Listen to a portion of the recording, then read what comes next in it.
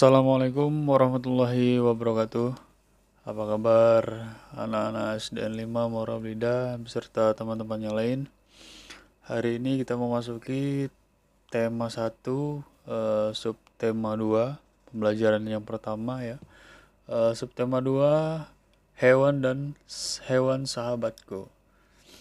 Oke, sebelum melanjutkan ke materi selanjutnya, jangan lupa untuk klik subscribe, kemudian like dan share video ini agar teman-teman yang lain bisa ikut belajar bersama-sama kita.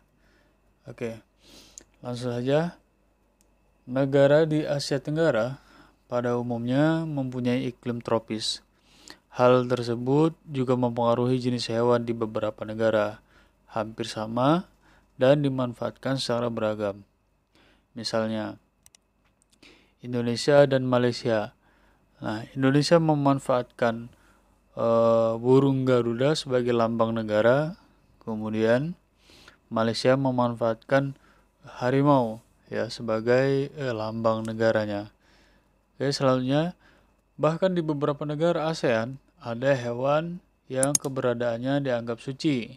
Misalnya di negara Thailand, Myanmar, dan Kamboja ya. Di sana gajah dianggap sebagai hewan yang suci dan dilindungi. Oke, selanjutnya kira-kira hewan-hewan tersebut berkembang biak dengan cara apa ya? Oke, hewan berkembang biak dengan 3 cara. Yang pertama yaitu dengan cara bertelur atau disebut dengan ovipar, kemudian dengan cara vivipar atau melahirkan, kemudian dengan cara ovovivipar, bertelur dan melahirkan. Nah, untuk mengingatnya agar lebih mudah ya, ovipar itu apa? Ya, ketika awalannya O, ingat saja O telur. Nah, berarti telur berarti dia awalan O berarti dia berkembang biak dengan cara bertelur. Sedangkan vivipar melahirkan. Ingat saja kalau yang melahirkan itu berarti dia memiliki daun telinga. Ya, hewannya memiliki daun telinga atau kelompok mamalia ya dan memiliki kelenjar susu. Nah, itu pasti melahirkan. Kemudian yang terakhir ovovivipar, gabungan antara bertelur dan melahirkan. Oke, ini adalah contoh hewan yang bertelur, burung ya, kemudian ayam, bebek dan masih banyak yang lainnya. Kemudian yang beranak, ini harimau. Nah, harimau memiliki daun telinga. Kemudian ada gajah ya, gajah memiliki daun telinga. Oke, kemudian yang terakhir bertelur dan beranak. Nah, di sini kita ambil contohnya adalah ular. Oke. Nah, selain beragamnya jenis hewan, di negara ASEAN sendiri banyak sekali menyimpan sumber daya yang menopang ekonomi negara. Kira-kira tiap negara apa yang menjadi penopang perekonomian negara di ASEAN, di kawasan Asia Tenggara? Yang pertama kita lihat di negara Brunei Darussalam. Nah, negara ini terkenal dengan kekuatan sumber daya alam berupa minyak bumi dan gas alam. Brunei menjadi negara di Asia Tenggara yang memiliki pendapatan per kapita tertinggi karena gas alamnya. Kemudian selanjutnya adalah negara Filipina. Filipina adalah negara kepulauan. Sebagian besar masyarakatnya berprofesi sebagai petani. Nah, salah satu produk andalannya yaitu padi, nanas, kelapa, dan gula. Selanjutnya negara kita ya, Indonesia. Nah, Indonesia terdiri dari banyak pulau dan wilayahnya paling banyak adalah lautan. Nah, Indonesia ini kaya akan sumber daya alam berupa gas alam dan minyak bumi. Selain itu, hasil olahan kayu dari Indonesia produknya sudah mendunia. Oke. Nah, ini yang tadi ya, Indonesia adalah negara kepulauan dengan luas lautan mencapai 5,8 juta kilometer persegi yang memungkinkan Indonesia memiliki potensi besar dalam bidang perikanan. Salah satunya adalah ikan tuna.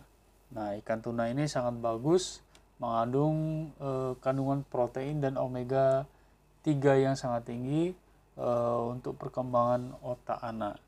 Jadi sangat baik untuk mengkonsumsi ya, untuk dikonsumsi. Oke, selanjutnya negara Kamboja.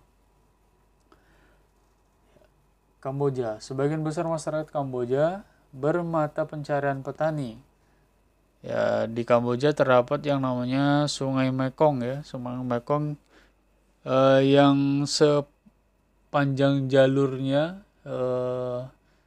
terkenal sangat subur ya. Kemudian negara selanjutnya adalah Laos. Oke. Negara yang beribu kota di Vientiane ini berbatasan langsung dengan Kamboja. Kebanyakan masyarakatnya bercocok tanam di sepanjang Sungai Mekong. Pendapatan utama masyarakatnya dari hasil pertanian dan pariwisata. Selanjutnya negara Malaysia. Kegiatan ekonomi utama penduduk Malaysia adalah di bidang pertanian, pertambangan, dan perindustrian. Perdagangan internasional merupakan salah satu kegiatan ekonomi Malaysia yang mengalami pertumbuhan tercepat. Peralatan elektronik, minyak, dan gas bumi diekspor ke negara lain. Produk dari kayu, minyak sawit, karet, tekstil, sepatu, dan bahan-bahan kimia dipergunakan di dunia internasional. Selanjutnya adalah negara Myanmar. Mata pencarian utama penduduk Myanmar adalah pertanian, perkebunan, dan pertambangan. Padi merupakan hasil utama dari pertanian di sana. Myanmar merupakan salah satu negara penghasil padi terbesar di Asia Tenggara. Oke, selanjutnya adalah Singapura. Singapura merupakan negara paling maju di kawasan ASEAN. Letak Singapura sangat strategis. Saat ini, Singapura menjadi negara transit teramai di Asia. Ya, Singapura, meskipun luas wilayahnya sangat kecil atau sangat sempit, ya, tetapi Singapura paling maju di antara negara-negara di kawasan Asia Tenggara. Oke, selanjutnya adalah Thailand. Nah, kegiatan ekonomi Thailand sebagian besar dari bidang pertanian, terutama padi. Thailand dijuluki lumbung padinya ASEAN. Selain pertanian, pariwisata menjadi ekonomi penopang ekonomi Thailand dengan ikonik wisatanya. Yang terakhir adalah negara Vietnam. Pariwisata tourism mendukung perkembangan ekonomi Vietnam. Bidang pendukung lainnya seperti usaha jasa di bidang perhotelan, restoran, serta transportasi juga turut berkembang pesat. Nah, jadi itu tadi ya kegiatan-kegiatan ekonomi yang menopang perekonomian negara-negara di kawasan Asia Tenggara ya, yang terdiri dari 11 negara. Nah, dari 11 negara tersebut memiliki keberagaman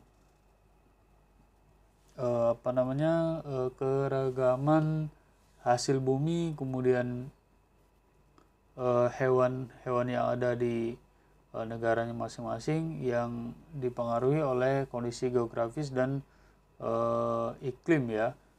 Gitu. Mungkin itu saja penjelasan untuk tema 1, subtema 2, hewan sahabatku. Setelah ini nanti silahkan dikerjakan soal latihan pada form yang sudah disediakan di Google Classroom-nya masing-masing. Terima kasih, semoga bermanfaat. Assalamualaikum warahmatullahi wabarakatuh.